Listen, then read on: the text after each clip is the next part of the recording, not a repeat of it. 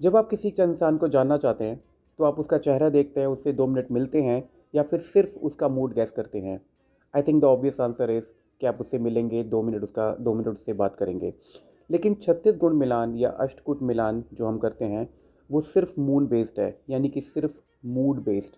उस इंसान का क्या मूड है, हम उसकी फ़िज़िकल अपीयरेंस, उसका इन्नेट नेचर, उसका बेसिक नेचर, उसकी पर्सनालिटी, हम ये कुछ भी नहीं देखते, जो सिर्फ आता है लगन से।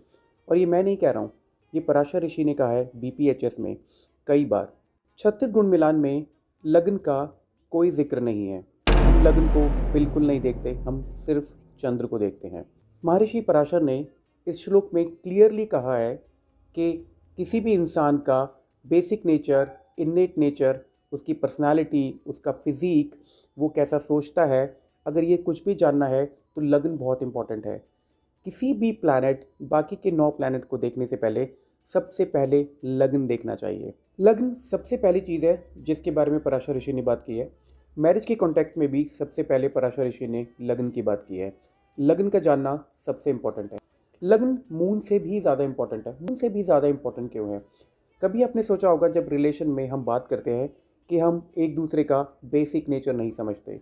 मैं उसको बेसिक नेचर ही नहीं समझ पा रहा हूँ या समझ पा रही हूँ। ये जो बेसिक नेचर है, द इन्नेट